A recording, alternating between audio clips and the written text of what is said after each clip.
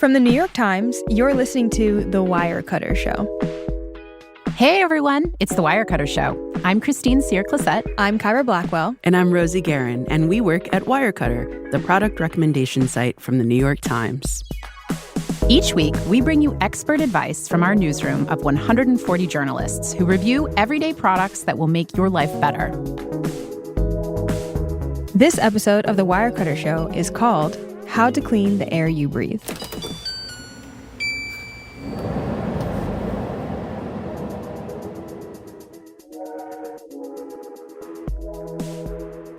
Christine, Kyra, I gotta tell you guys, I feel like this entire summer, my phone has been blowing up, specifically the Weather Channel app. Oh.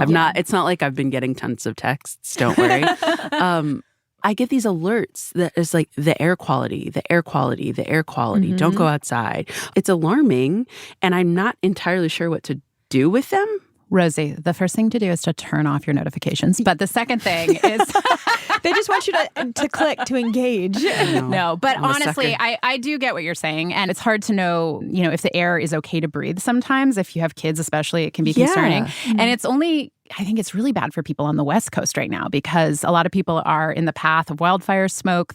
Like the last few summers, the wildfire season has been really bad. And it feels like it's only going to get worse, or at least continue like this for the years to come, right? Yeah. I'm looking for some guidance on how the air outdoors impacts the air inside my home and what, if anything, I can do about it. Yeah.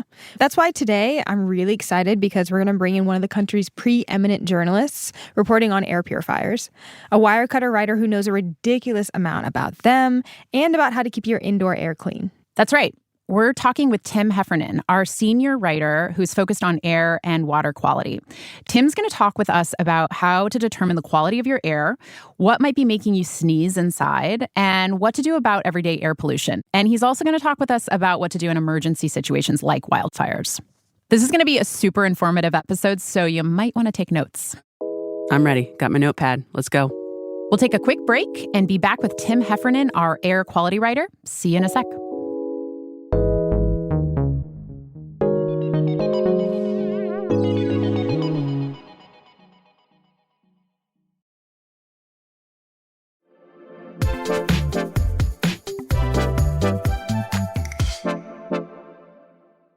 Welcome back to The Wirecutter Show. Today we've got Tim Heffernan in the studio.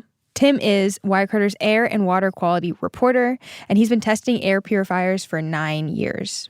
Tim, welcome to The Wirecutter Show. Thank you very much.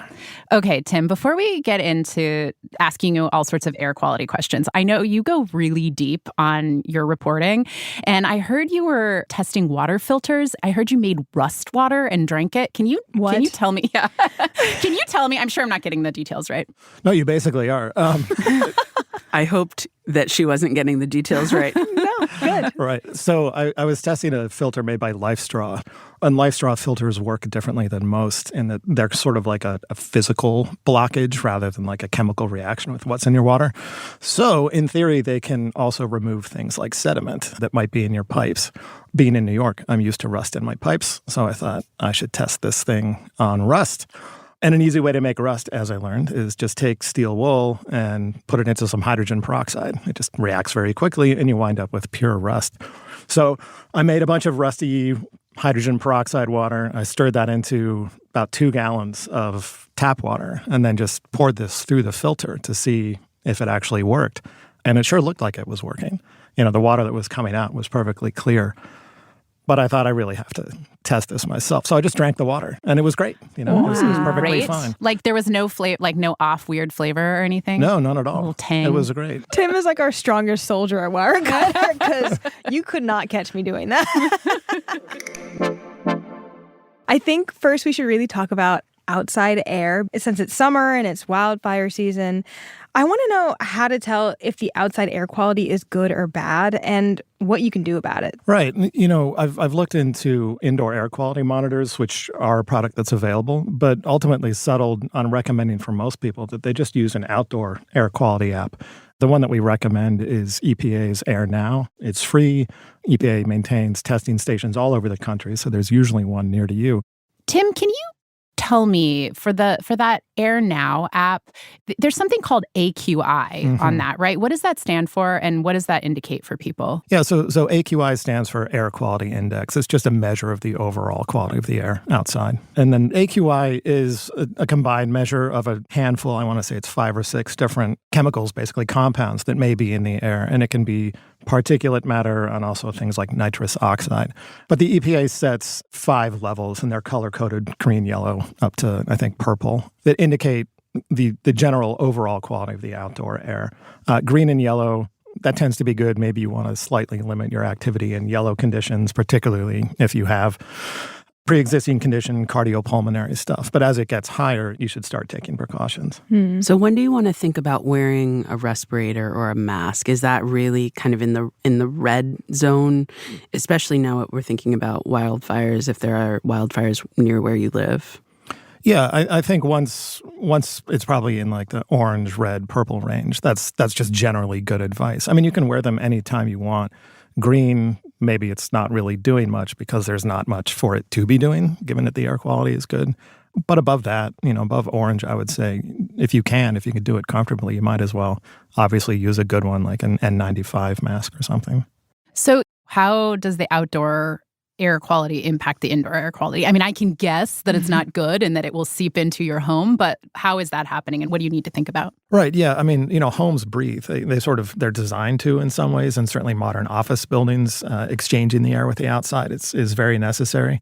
So if you have bad outdoor air quality, such as wildfire smoke, it's probably your best bet to assume that your indoor air quality has gone down and then take steps to mitigate that problem. I remember the first place I lived in New York. I didn't have an air purifier, and I lived near a major road, and the inside of my apartment often was just coated in this like nasty dark grit. It was almost like sand. Nice. Right? Yeah, so gross. But I mean, I guess that's sort of the same thing. If the outdoor air quality isn't good, then you're kind of getting a little bit of that stuff inside your home. And also, if you live near a road, if you live near some kind of major source of pollution, this can be an issue. Yeah. And so things like that are going to be kind of chronic, right? My first apartment in New York was about 20 yards from the Brooklyn-Queens Expressway. Oof. So I know this grit well. I remember... Shout out to Bob Moses. We would like wipe the windowsill because it would get dirty and it would just smear. It was like a layer of grease, not even grit. So yeah, that's why we basically recommend keeping an eye on what's going on outside. Tim, does heat impact this? Because I feel like summertime, generally the air quality is worse. Yeah, I mean, it's not simply as direct as hotter air is more polluted, but I think it's more like an overall meteorological thing. When you have an extended heat wave, sort of almost by definition, you have hot air that's staying in one place for a long time. And so you're not getting these kind of continuous winds that will clear out the air. And so the pollution that's going into the air, builds up and gets worse. You can almost expect that the AQI, the air quality index, is going to get worse until that heat wave breaks and a new mass of cleaner air moves in. Okay, so what about really extreme situations like wildfires? Like, what can you do to keep your indoor air clean when you have outdoor air that's really bad? We would obviously recommend running an air purifier during those times, and especially run it on a higher setting than normal. Just run your air purifier on high for like an hour a day, maybe when you first get up, the hour before you go to bed. That'll do a really deep clean of your air. And then the rest of the time, a medium setting or just leaving it on auto will most likely keep your air quality actually very good indoors. And we'll talk more about air purifiers in just a second. Yeah, I mean, other things like sealing your windows, and maybe even going so far as to, if it's truly smoky outside, maybe change your clothes, take off your shoes when you come in, just to reduce the amount of smoke that you're actually bringing into the home. Do you put your clothes in like a bag or something, or you can just change them and throw them somewhere? Yeah, I think some people will just sort of designate like the area inside the front door, or maybe they come in through the garage, and you can just strip them off. I mean, you don't have to go overboard. I don't think you need to also immediately hose off, but you just, simple, straightforward things that just limit the amount of stuff you're actually bringing into the home. And if you have central air, turn it on to where it's recirculating the indoor air. You're not drawing in extra fresh air through the central air system. Yeah. Tim, can I just ask, what is even in the air in the case of a wildfire? What are the particles? Right. I mean, it's a combination of things, but the particles themselves, it's basically soot. It's whatever has burned, so particles of carbon and other combustion byproducts that are in a physical form. It's a very fine sort of dust-like thing. So that's the component of smoke that you can see. There's also a huge range of volatile organic compounds, basically evaporated chemicals that come from the burning. The good news is, at least according to the EPA, short-term exposure to what's in smoke like that, including these volatile organic compounds, is unlikely to have long-term health impacts. Nonetheless, again, take steps to avoid breathing it as much as you can. So what do you do if you don't have an air purifier, like beyond just keeping the windows closed and wiping away grit? Sure. I mean, if you have central air, you can install what are called like medium MERV filters in your returns. Most return filters, if you look at them, they just kind of look like a loose mesh of somewhat coarse string.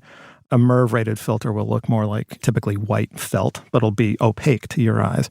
And they're just much more effective at capturing fine particles. The key, of course, is to keep your system running so that you're pulling the air through these filters kind of continuously, because it's an iterative process. Your air is cleaned multiple times. Is this like a DIY air purifier? Is this like when you put the filters on either side of a fan and you run it type situation? It's not, but those are also, they're effective. Mm-hmm. And if that's what you have, if you happen to have some filters on hand and a box fan that they will fit to, you can make these box fan filters. And they are reasonably effective. Long term, they're just large and they're not particularly beautiful things, but they do work. Got it. And is there ever a time that you would want to wear a mask inside? I guess I would say if you aren't able to take other steps, or if you know your home is leaky and that outdoor air is pretty much just coming into your home, then a mask is an effective way. It's not the most comfortable thing, but it's far better than nothing.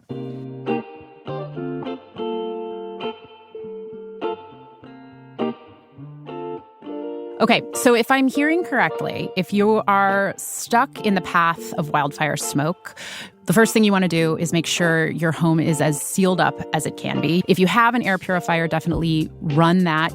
I think you had mentioned keeping things very clean and taking off smoky clothes, smoky shoes, just basically cleanliness, not tracking things inside. Yeah, I think that doing all of those things, you've done what you can. We're going to take a quick break, but when we come back, we'll talk about air purifiers, how Tim tests them, what he looks for, and what you can skip adding to your cart. Be right back.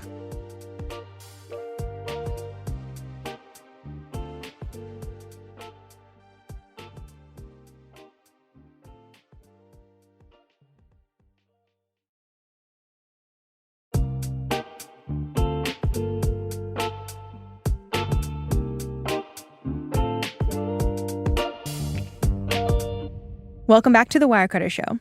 We're talking with Wirecutter staff writer Tim Heffernan, who covers all things air quality. Before the break, we learned about how to monitor outdoor air quality and how that impacts the air inside. And now we're going to talk more about inside air. So, Tim, what are the things inside your home that might be making your inside air dirty? You yourself are one. Humans and your pets. We shed all kinds of things, so Nice. So we are actually a source. But we're talking about things like smoke from candles, smoke from your stove. If you've burned dinner, the outdoor air has a huge impact, like we discussed. So if it's pollen season outside, you're going to have pollen inside. Dust in general that's in the air, and you're also bringing it in when you come in from the outside. That will be in the air. A lot of it will settle on surfaces, but then you kick it up when you're walking around. And then things like certain home projects. I've been doing a lot of drywall recently. You don't have to study air purifiers to realize that you're putting a huge amount of dust in the air when you're doing that. So yeah, I mean, those are some of the common things, and they're what air purifiers are really very good at addressing. So how do you know if your indoor air is dirty to the point where it's going to affect you? That's a really tricky question, because the stuff we're talking about here is basically airborne particles, and they're so fine that you can't actually see them, right? You may be aware, like during pollen season, right? You'll actually be able to see kind of that yellowish dust on things, and that's like an obvious sign that this pollen is getting into your house. But a lot of times you don't know. You may have some symptoms. Your eyes may get itchy. If you have allergies, they may worsen. Those are all signs. But it's one of the tricky things about air quality is a lot of it it can be bad, and you really don't have an indication that that's the case. Right. So it's kind of like just silent, like annoying, why do I not feel super great inside my home? It could be partially due to the air quality. I know that you mentioned dust mites. That's something I had never even considered before. And then my youngest kid ended up testing positive for a severe dust mite allergy. And we'll talk about air purifiers in a bit, but I have to say that I got an air purifier, and that really, really helped. Really, a lot of what you're breathing in is dust mite poop. And so what we noticed with her was that her allergy, it presented as really severe eczema.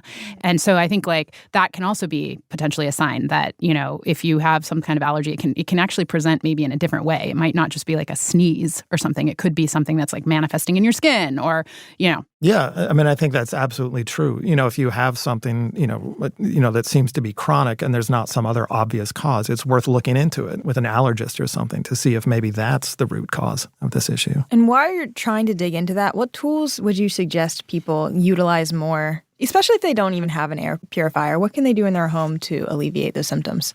Probably the first one is vacuuming, using a dust mop. I have hard floors in my apartment, and a dust mop is way faster than a vacuum for getting things like pet hair, general dust, pollen, all of this stuff up and off the floor. You'll eliminate or anyway improve like one potential source, right, of your indoor air pollution. Slightly more involved, but something that's worth doing anyway. If your windows are older and they're not well sealed, you can just put the sealing strips around your windows. That'll reduce the amount of air that's coming in from the outside and kind of keep, if it's a problem outside, it'll reduce the impact on your indoor air.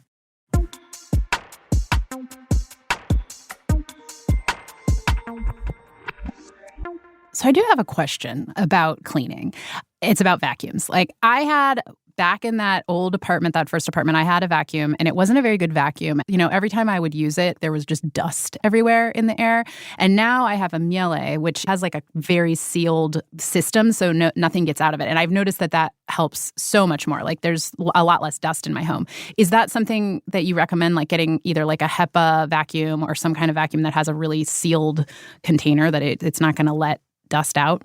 Yeah, no, definitely. I also have a Miele. I've never known accent. I don't know. Yeah, Did I say it right? I always feel very self-conscious.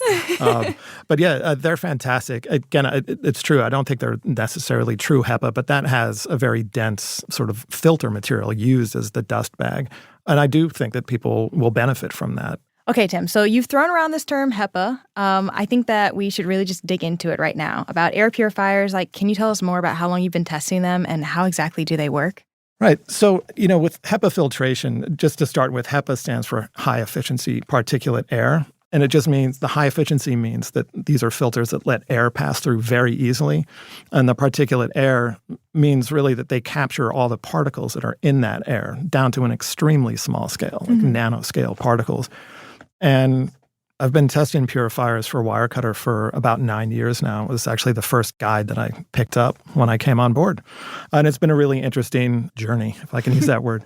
I think a lot of people listening will also have become sort of more conscious of air quality, over that same 9-year span, really beginning in 2017 or 2018 when the wildfires out west suddenly got much more extreme. And then, of course, with the COVID pandemic, indoor air quality suddenly became of paramount importance to people.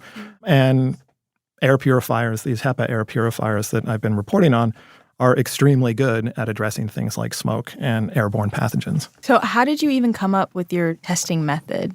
The test method is actually one that sort of replicates the standard that's used to sort of certify a filter as HEPA. So I use the smoke from matches. If you burn a match or two, you'll actually produce millions and millions of very, very fine particles that are right around this 0.3 micron standard that's used for HEPA certification. And it's used because that's the most difficult size of particle to capture.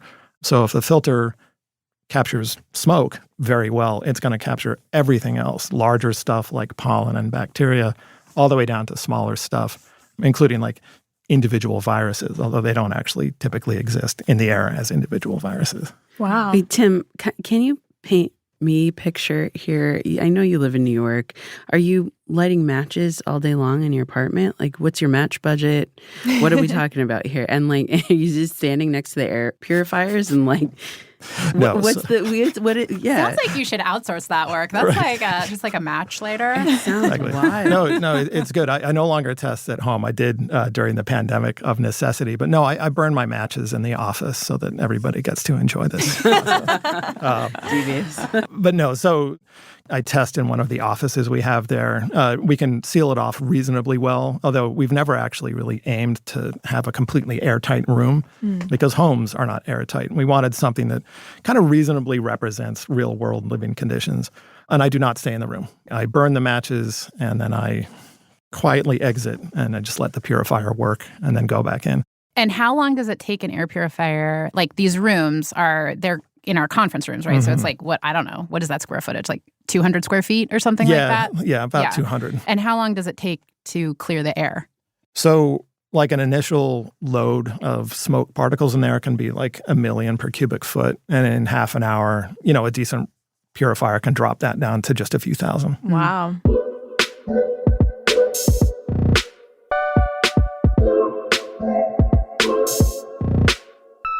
When I first heard about an air purifier, I thought it was kind of like something magical. Like it was just the air went into this box and then it came out clean.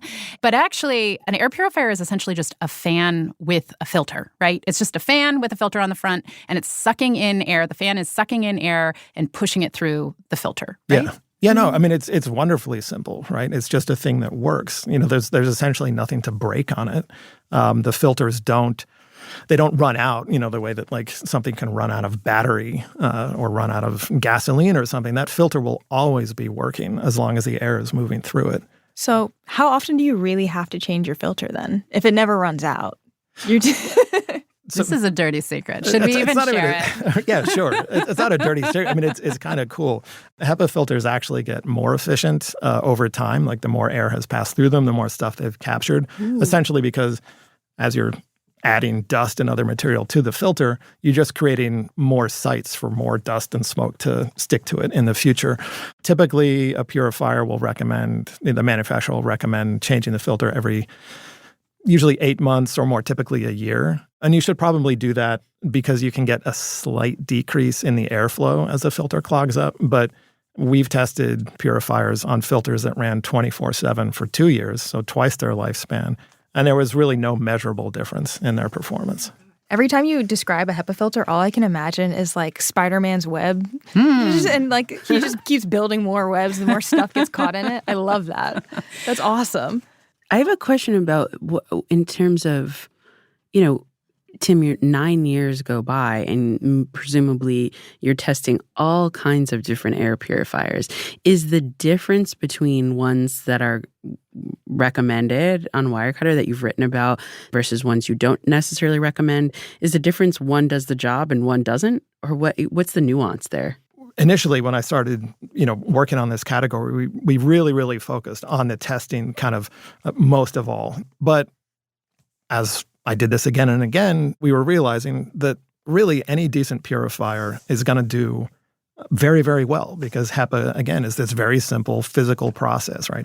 And so over time, actually prioritizing what I call livability factors has become much more important. These things often live in a bedroom or in an office. They might be in the room where you watch TV.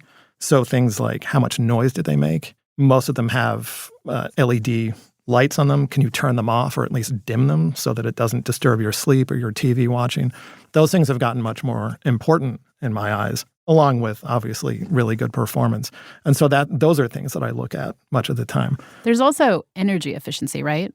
Yeah, so energy efficiency is a big one. A purifier can last for a very long time, 5 years, 10 years. There's very little that can break on it, but they do consume energy. So energy efficiency is really a big one. And also the replacement cost of filters, upkeep costs. We look for purifiers that do a great job, they're easy to live with, and they're not going to cost you, hundreds of dollars a year to keep them running. Oh, I was going to say I have 3 air purifiers, the Koei ones that you recommend. And yesterday I actually cleaned them. You can vacuum out. There's like 2 filters, right? Or there's actually 3 filters. There's like a front filter that just catches like big hair balls from your cat in my home and dust. And you can vacuum that clean. And then behind that is like this black mesh, is it carbon? Mm-hmm. And then there's the HEPA filter, which looks like fancy, like folded paper, basically. So we've talked about what the HEPA filter is doing, but what is the carbon, that middle carbon filter doing? So you can sort of divide air pollution into 2 categories, particulate stuff, and then broadly speaking, VOCs. These are gases. Anything really that you can smell in the air is going to be a volatile organic compound, a VOC. Mm-hmm. Again, those are gases, and a HEPA filter won't capture them. The black filter you're talking about, it's probably like a nylon or polypropylene mesh with activated charcoal embedded in it.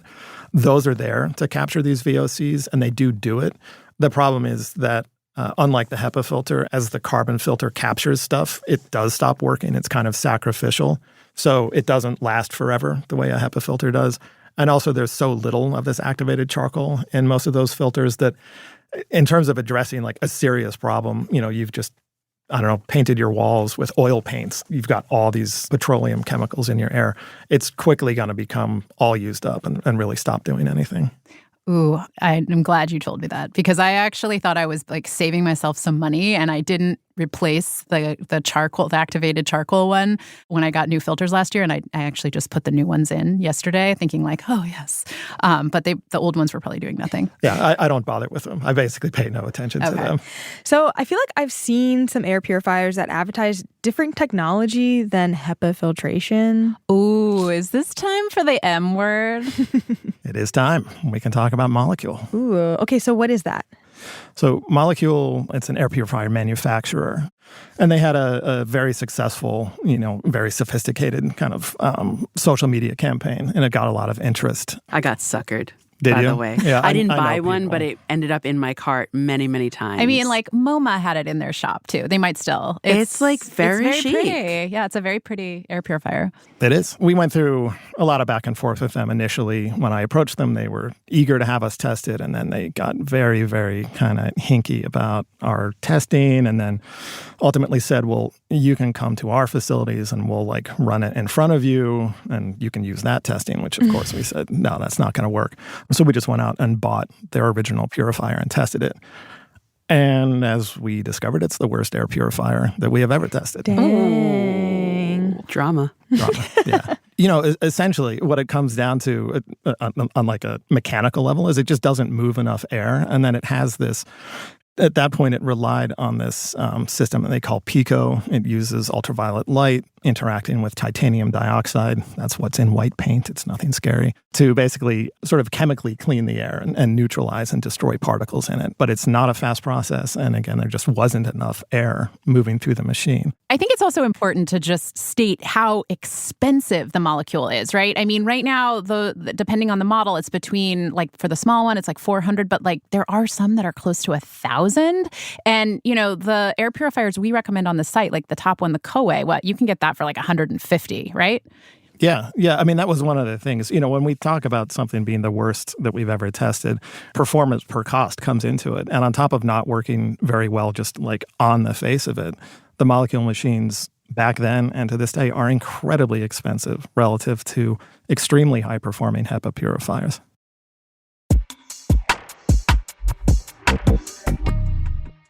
So, Tim, I'm thinking back to my childhood, and I do not remember having an air purifier when I was a kid. And now, like with COVID and with so many wildfires happening all the time, I feel like it's pretty common. Like a lot of people have them.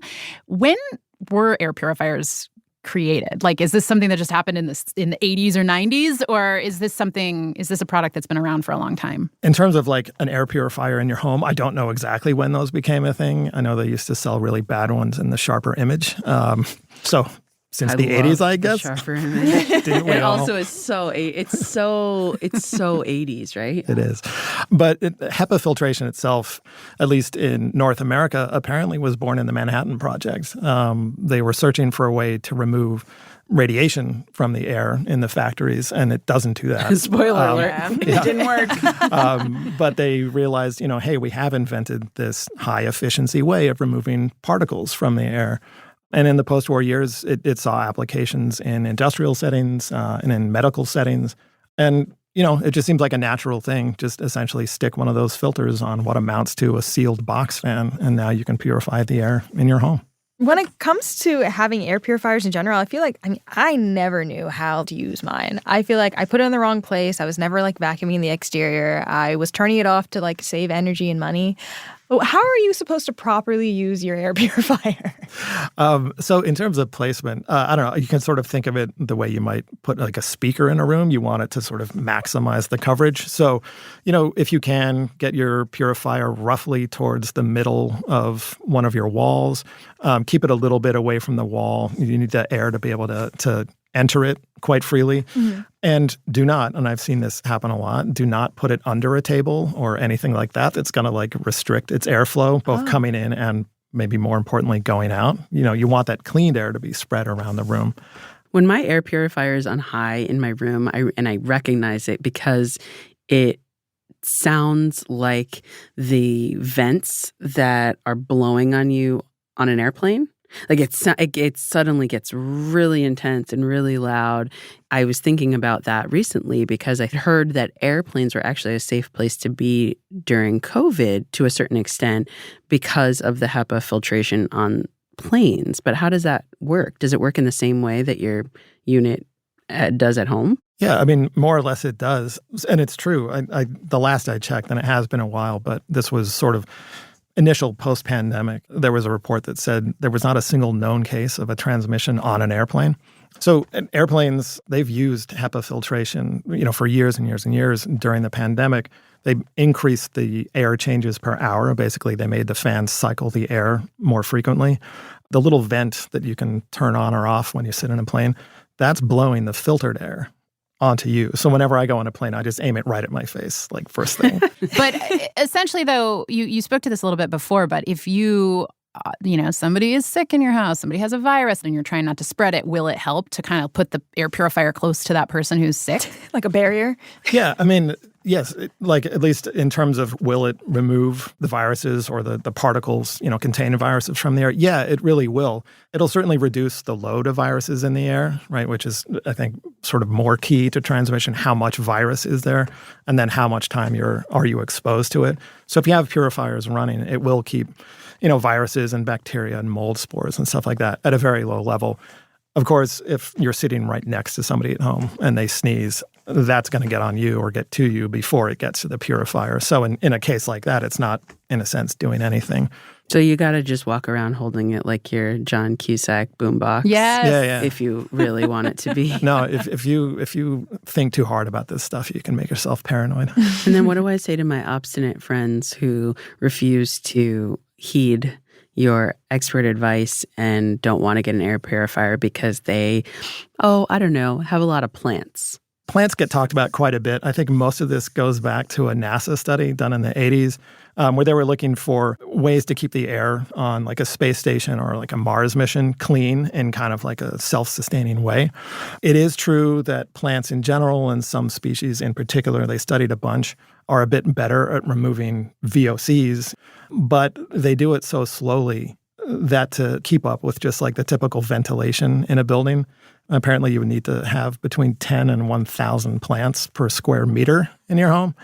So that's per square meter. 1 per square foot on the low end. Cool. I like my plant babies, but I can't have that many of them. That's too many. That's too many plants inside. Just go live outside at that point. Forget your kids, get plants. So yeah, but no, in seriousness, I've seen that question come up during wildfire events, and no, absolutely not. They simply not capable of keeping up with any kind of a critical situation. Right. I think you can even see if you haven't dusted your plants or, you can see that buildup that happens on your plants where it's just right. They're not swallowing that grit. Yeah.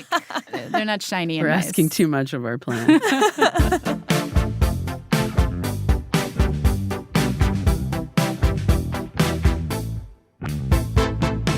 Tim, before we go, we ask all of our guests one question. What's something that you bought recently that you really love? Yeah. I'm doing some home renovations, and I've been doing a lot of like demolition, pulling down old walls and moving them. And so there were just hundreds of nails that I had to pull. And I got myself a nail puller from Nipex, I think it's called. It's the Nipex Carpenter's End Cutting Pliers. But basically they're used as nail pullers. And you can just take them, grab even just like the head of a nail. If just the head is barely sticking out, you can just grab it and very easily lever that nail out. And it's so fast and so much easier than with a hammer. I sort of wanted one of these for a long time, but I was like, do I really need this? But I suddenly did. And yeah, it was worth every penny. This feels like it should be in a gift guide. I was going to be super sexist and say a Father's Day guide, but I want it in the Mother's Day guide because I also have to take nails out all the time. Oh, yeah. It's super satisfying. And it's a great wire. Well, I really didn't mean to bring that up, but it is. It's a great wire cutter as well. Like you can use it for naked stuff. All right. You said the buzzword. You can come back. I love that. I love it too. Tim, it's been great having you, and I feel like I'm going to take some of this and make my air cleaner at home. Excellent. Thanks Happy for to helping help. us breathe, Tim. Thank you, Tim. Thank you all. Okay, that was a great conversation with Tim. I feel like I am pretty clear on what I need to do to keep the indoor air quality high. One of my biggest takeaways is that keeping things really clean is a great way to keep your indoor air quality clean. Mm-hmm. And that means obviously like vacuuming and dusting. And if you're going to dust, like use something kind of damp because that will keep the dust from or the particles from just kind of going back into the air. Yeah. I really liked how he mentioned that you have to be mindful about how the outdoor air quality will affect your indoor air quality to the point where like, yeah, you should be maybe taking off your clothes from outside as soon as you get in so you're not just bringing in the pollution. I really like that. It makes a lot of sense. And actually, both of those kind of go hand in hand, thinking about all the stuff that you're bringing in. And then once it's inside, you're kicking it up and then you're breathing it in. For me, the takeaway was about the air purifiers themselves and basically how you kind of have to keep them running. I had been putting them on, a few minutes here, a few minutes there, and I think I haven't been maybe maximizing their efficiency. So that was really helpful. And now that you know you can use your filter longer, you can just go to town. Just let it go. The more you know. The more you know. Feel me? That's it from us. Thanks, guys. If you want to find out more about Wirecutter's coverage on air purifiers or check out our recommended products yourself, go to nytimes.com/Wirecutter, or you can find a link in the show notes. If you like The Wirecutter Show, follow us. That way you won't miss our new episodes every Wednesday. Because every week we are going to share something that's going to actually change your life, and you don't want to miss it. And leave a great review, sparkling. Leave a review that feels right to you. Sure. Let it out. No, but really, just write a review. We love to read it. We will definitely read it and cry if it's not nice. Either way, thank you for listening. The Wirecutter Show is executive produced by Rosie Guerin and produced by Abigail Keel. Editing by Abigail Keel. Engineering support from Maddie Masiello and Nick Pittman. Today's episode was mixed by Sophia Lamon. Original music by Dan Powell, Marian Lozano, Alicia Baitup, and Diane Wong. Wirecutter's deputy publisher and interim general manager is Cliff Levy. Ben Fruman is Wirecutter's editor-in-chief. Special thanks to Anil Chitrapu, Paula Schumann, Nina Lassam, Somi Hubbard, Jen Poyant, Jeffrey Miranda, Sam Dolnick, Julia Bush, and Katie Quinn.